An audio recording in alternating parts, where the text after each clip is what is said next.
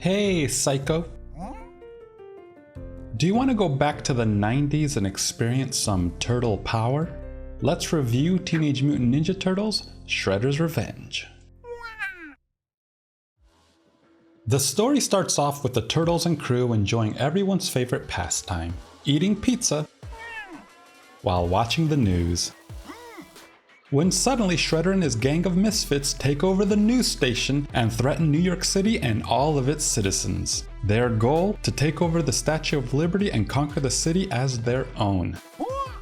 Needless to say, the Turtles immediately jumped into action because, as we all know, when the evil Shredder attacks, these Turtle boys don't cut him no slack.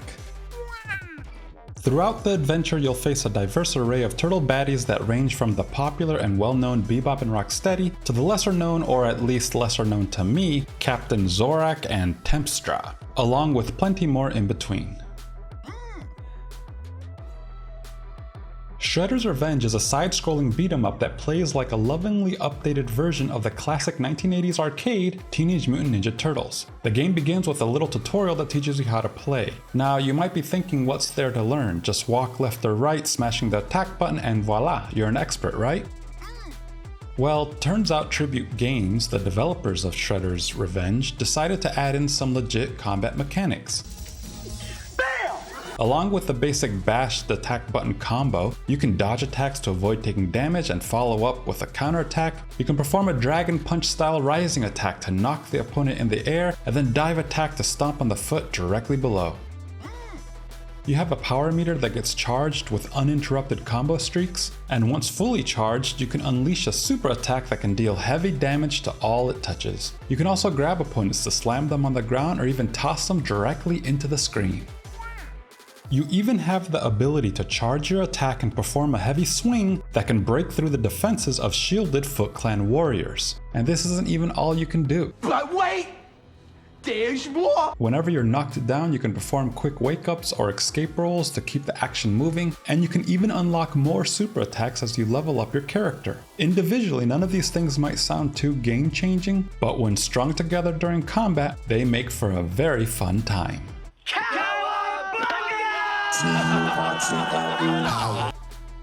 Shredder's Revenge has quite the cast of playable characters. Of course, you can play as one of our beloved Ninja Turtles, Leonardo, Raphael, Donatello, and Michelangelo, but you can also fight as their hockey mask wearing comrade Casey Jones, their wise and aged sensei Master Splinter, and even as their friend with the inside scoop, April O'Neil.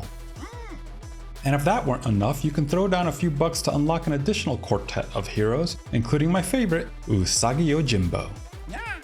Each character comes configured with 3 stats that affect how they play: range, speed, and power.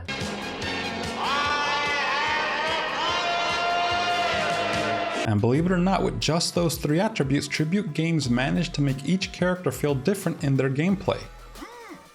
Donatello has range with his bow staff, and Leo is well-rounded across all stats, while April O'Neil is a little speed demon with max range. She's actually my favorite character to play. She combos nicely.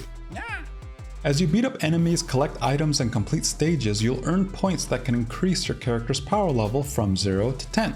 Increasing your power level will not change your character's base stats, but it can give you extra hit points, extra lives, additional power bars, and unlock new super attacks. I like this because even if you were to max out all the power levels for each character, they'll still play uniquely to each other, which is a good thing. The final bit of character individuality that I enjoy is that each character has their own little unique ending when you beat the game with them.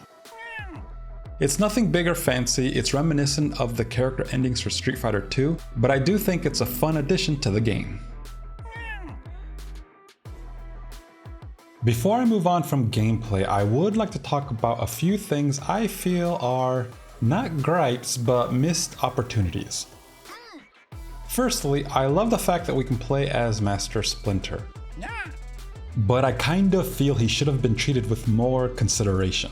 Splinter's the Ninja Turtles sensei, and every ninja move they know, they learned from him. He is basically their Yoda. And like Yoda, he should have some epically awesome fighting skills. But as he plays in the game, he's like everyone else. He has his core 3 stats and the same moveset as every other character. In fact, his speed rating is as low as it can be, and it's noticeable. He plays too much like an old man and not enough like a master ninja. It might have been better to make Splinter the unlockable character and not Casey Jones, and max out all his stats. Let him be overpowered, he's earned it. Next up, I have some thoughts about April O'Neil. Like with Splinter, I really like that she's a playable character. After all, she's a core member of the TMNT lore. But, did she have to be a fighter? In the Ninja Turtles TV series of the late 80s and 90s, the series this game is based on, April O'Neil is a news reporter and journalist. But instead of leaning into her investigative skills, they stripped her of any uniqueness by making her a brawler like everyone else. They could have made a series of optional levels in which April has to break into buildings to uncover the secret plans of the Shredder and his gang.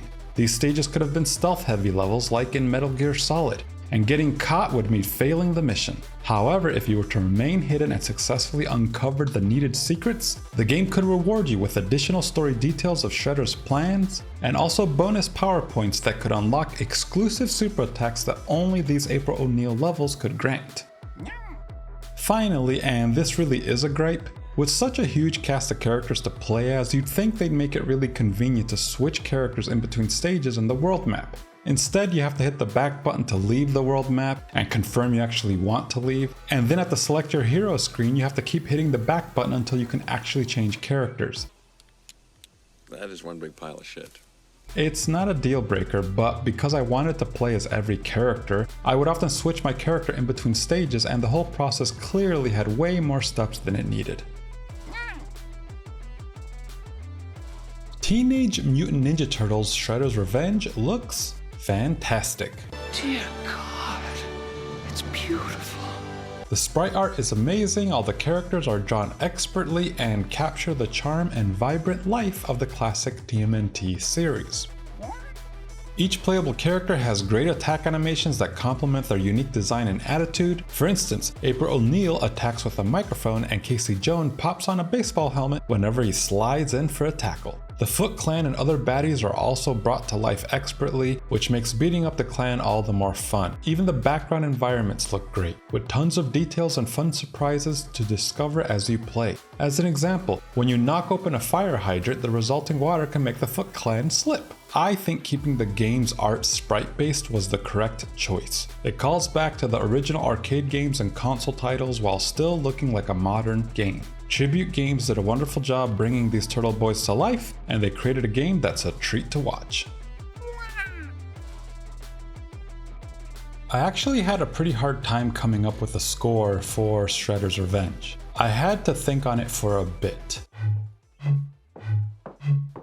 On one hand, it has excellent visuals and combat and expertly executes about every feature one would want in a brawler.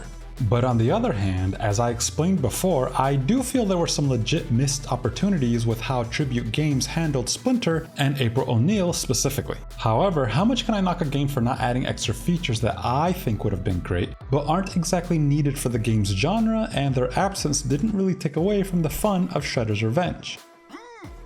It'd be as if I reviewed a pizza joint and said their pizza was delicious, but it would have been nice if they served a warm brownie on the side for dessert. Sure, having a chocolatey and delicious brownie after eating a tasty slice of pepperoni pizza would be nice, but I can't just make up things I wished they did when they never even promised to do it in the first place. Well, Shredder's Revenge promised a delicious Ninja Turtles action beat-em-up pizza in the vein of the classic Ninja Turtle arcade and console games, and in that, they delivered. So I'm giving Teenage Mutant Ninja Turtles Shredder's Revenge, Wait for it. a 4 out of 5. What it does expertly. It doesn't expand the genre of arcade brawlers, but it does hone it to a fine point, and that's no easy feat and deserves praise and respect. Plus, it's just a fun game. If you made it this far, I think you already know that I'm wholeheartedly recommending Shredder's Revenge. It's a great game for any fan of the beat-em-up genre, any fan of the Turtles, and double for any fan of the genre and the Turtles. Although my review focused on the single player experience, which is great fun, Shredder's Revenge supports up to 6 players at once, online or local co-op. And so whether you're playing alone or with friends, you're gonna have a good time. With this title, Tribute Games really lived up to their namesake. Shredder's Revenge is a loving tribute to fans of the arcade beat-em-up genre, to fans of old-school sprite-based action games, and of course, to fans of the Teenage Mutant Ninja Turtles. I think it's clear Tribute Games loves the Turtles as much as we do, and they poured that passion into the game, the art, the entire experience.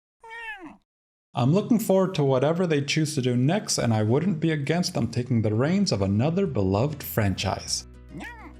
When talent and passion are combined with fandom and a loving respect for a series, good things can happen, and I hope to see more projects like this come from game developers, big and small.